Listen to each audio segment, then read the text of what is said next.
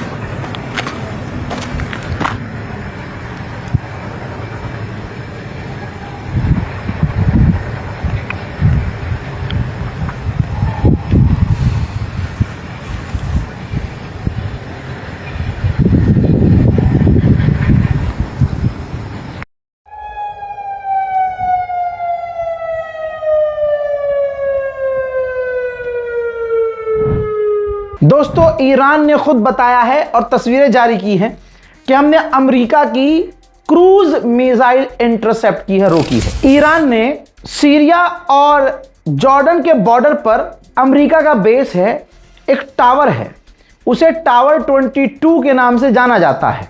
वहां अमेरिका के बेस हैं, फाइटर जेट खड़े करने के लिए पार्किंग्स यानी हैंगर्स हैं, ड्रोन के हैंगर्स हैं। ईरान ने मारा था वहां पर, मिसाइल दागी थी।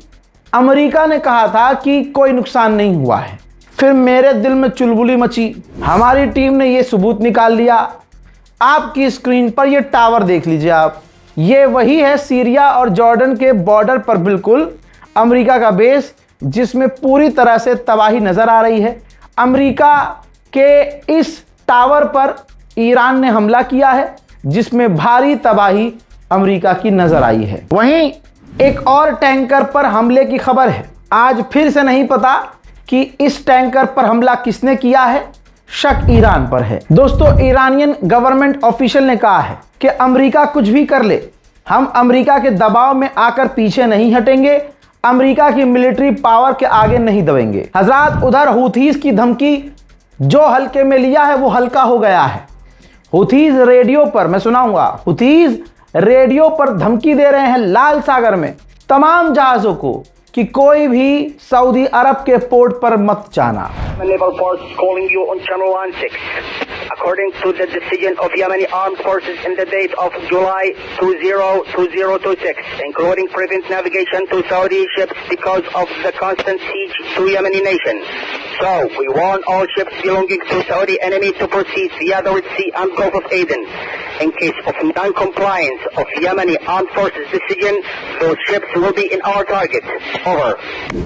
उधर चाइना ने खूब मजे लिए हैं। ये देखिए, बहरीन के अंदर अमेरिकी बेस पर और बहरीन के बेस पर Chinese made air defence system तैनात नजर आ रहे हैं। IRGC कमांडर ने कहा है कि हम पर लगाई गई पाबंदी की वजह से हमें डिफेंस सिस्टम को खुद बनाने के लिए, हथियारों को डेवलप करने के लिए काफी बूस्ट और हिम्मत मिली है। हजरत मोहम्मद बिन सलमान के चूतड़ फट गए हैं।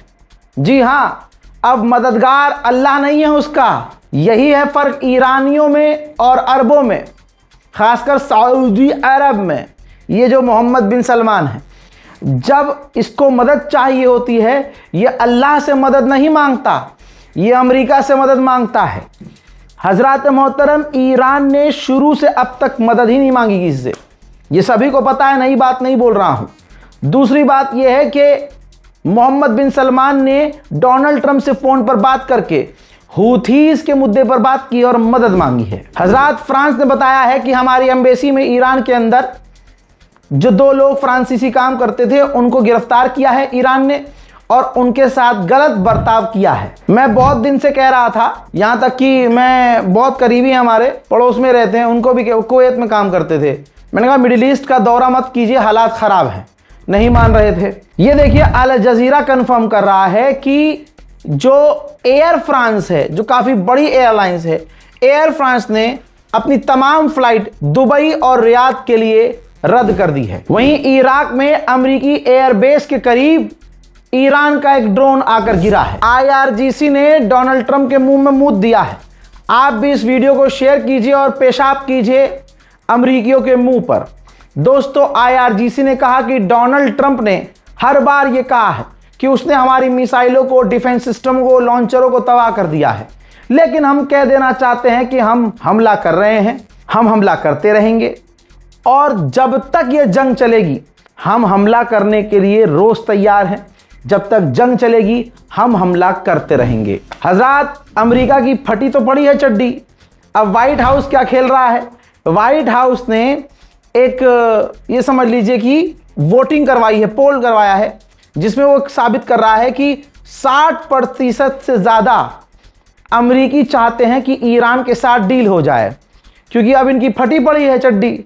तो अब ये मतलब प्रोपेगेंडा चला रहे हैं, क्योंकि अमेरिकी चाह रहे हैं, हमारे वोटर्स चाह रहे हैं कि ईरान से लड़ना ना पड़े, डील हो जाए।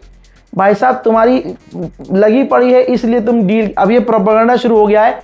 यहीं पर रोक के बता रहा हूं, ये प्रोपेगेंडा है। अब ये अगर लड़ेंगे या शांत होंगे या चुप हो जाएंगे तो बोलेंगे हमारे वोटर्स चाह रहे थे कि हम पीस डील कर लें। जूता उतार के ट्रंप के मुंह पर मारना चाहिए। मोहतरम हजरात, ईरान के इंटीरियर मिनिस्टर पाकिस्तान पहुंचे हैं। कहा जा रहा है कि ईरान के राष्ट्रपति पेजेश्कियान का मैसेज लेकर ईरान के इंटीरियर मिनिस्टर पाकिस्तान पहुंचे हैं। दूसरी तरफ ईरान ने कहा है कि हम कभी अलाउ नहीं कर दे और न करेंगे कि हुर्मुज हमारी सिक्योरिटी के खिलाफ दुश्मन इस्तेमाल करे, हमारी मर्जी के बिना हुर्मुज इस्तेमाल किया जाए। उधर सऊदी अरब और फ्रांस के मिलिट्री चीफ ने मुलाकात की है।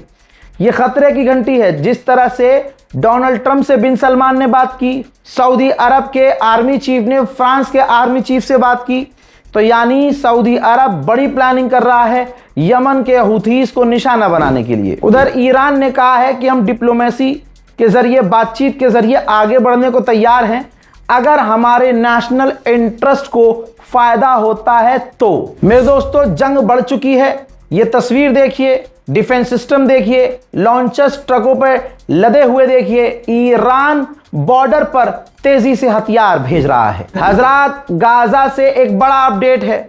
आपकी स्क्रीन पर जो शख्सियत नजर आ रही है, मेरे दोस्तों, इस इंसान को हमास ने खलील अल हया नाम के इस व्यक्ति को अपना लीडर वोटिंग के बाद बना लिया है। उधर गज्जा पर इजराइल ने बड़े हमले किए हैं, जिसमें 3 लोगों की मौत हुई है, 5 घायल हुए हैं।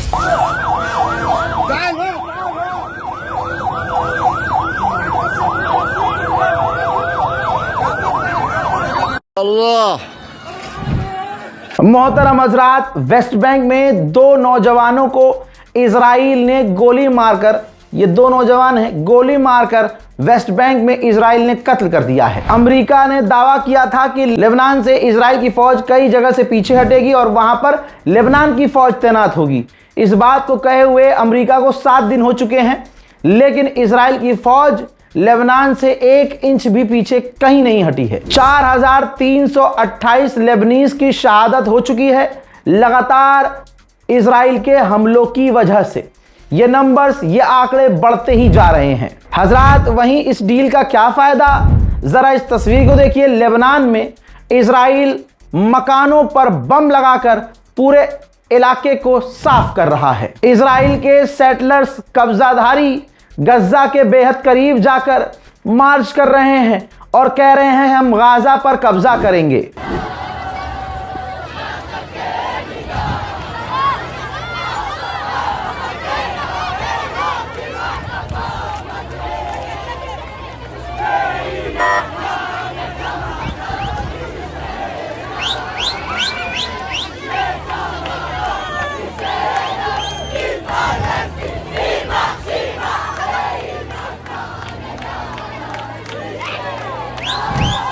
मोहतरम हजरात, ये है वो मिडिल ईस्ट का अपडेट जिसमें गाजा, फिलिस्तीन, लेबनान, वेस्ट बैंक, सीरिया सब इंक्लूड कर दिया है। शेयर कीजिए, चैनल को सब्सक्राइब कीजिए। नोटिफिकेशन यूट्यूब ने हमारा बंद कर रखा है क्योंकि मैं पोल खोल देता हूं भाई। ऐसे में आपको चैनल पर आना है, चैनल को रिफ्रेश करते रहना है। जैसे ही अपडेट आएगा आपको ऊपर ही दिख जाएगा। फिलहाल के इस अपडेट में इतना ही। जय हिंद।